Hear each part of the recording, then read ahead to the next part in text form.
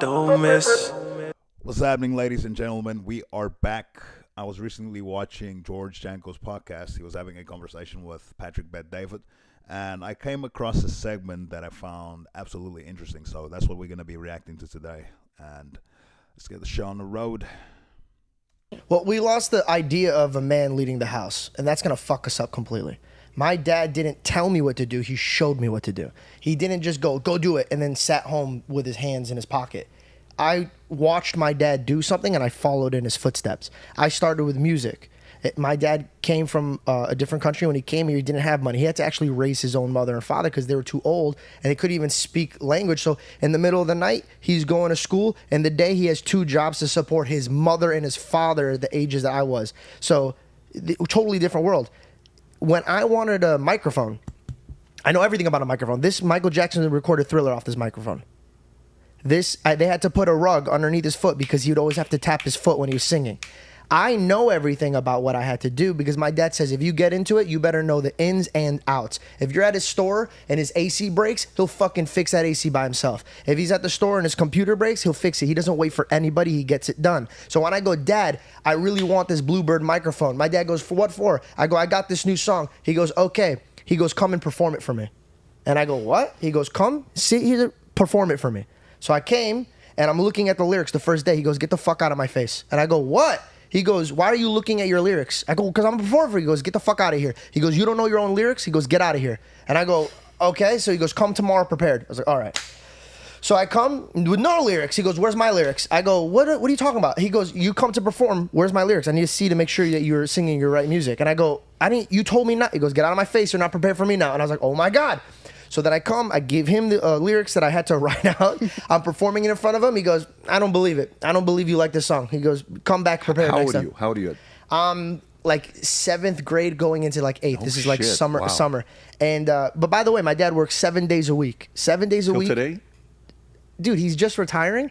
I told him, like, Dad, take off. He's building a cigar lounge. That's when I walked in here. I go, this is so funny. That's his retirement. Me and him are building a cigar lounge. Right. I've never smoked a cigar in my life, but my father loves it, and I'll love everything that he loves, so we'll build it together. So I'm performing, and then he'll get me the microphone. My friends would be like, dude, you're so spoiled. Look, your dad gives you this, your dad gives you that. Yeah, fuck yeah. My dad worked hard. He's able to give it to me, but he doesn't just give it to me without no responsibility. I used to work at his liquor store, bro. I'll never forget this. I'm at the liquor store. Arizona. I'm in Osborne at 24th Street.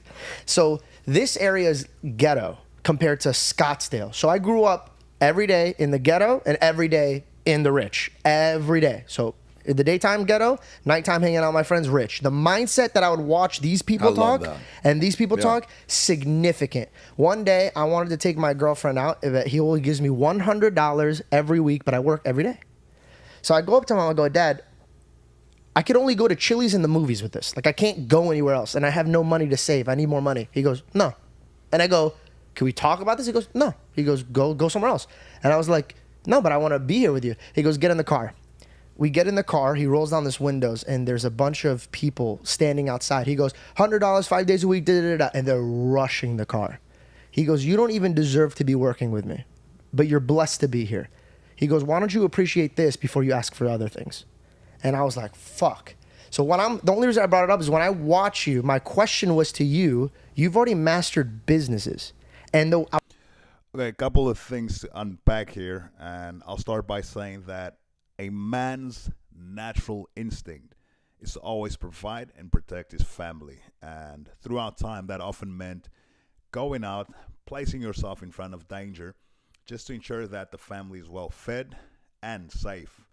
So to me is a thing of, if an individual is going to take such risks, it is only reasonable that he has a certain level of authority over his family, which is something that will not be disputed, but rather naturally accepted by the family if that individual is a courageous one and he has certain levels of certainty within himself. He will naturally fall into the leader role. Just to touch on the first point he made, he mentioned that we're losing the idea of a man leading the home. I completely agree, but I believe that is due to us currently living in the weak men creating tough times part of the cycle.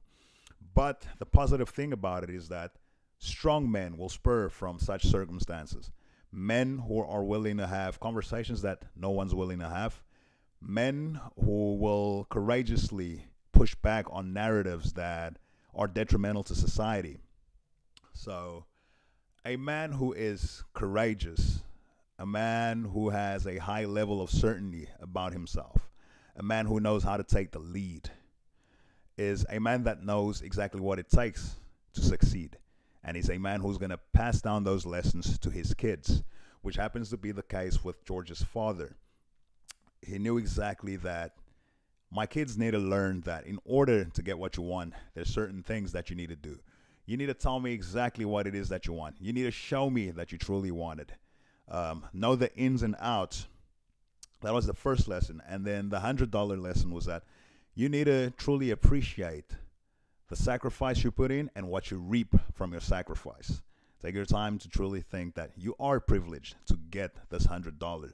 And that is a lesson that can only be taught by a man who is courageous, a man who has been out there and knows exactly what it is that he's talking about. He's not imposing anything, but he's teaching his kids, listen, this is how you have to survive. This is what you have to do in order to thrive in this environment. These are lessons that can only be taught by strong men who lead their homes. That is not to say that a female cannot lead the home. They absolutely can. But if we're truly speaking, when a man is in his true masculine essence and a woman is in her true feminine essence, the leading role naturally falls to the man, and she's more than willing to accept that. The family's more than willing to accept and trust the father to lead the home. That is my takeaway from this conversation. This is what I personally think. So I want you guys to let me know in the comment sections what it is that you think. Don't forget to comment, like, subscribe, and the whole nine. We'll be back with some more. I'm going to keep pumping these. Peace. Yeah, hey, Tony Franco, it's a wave.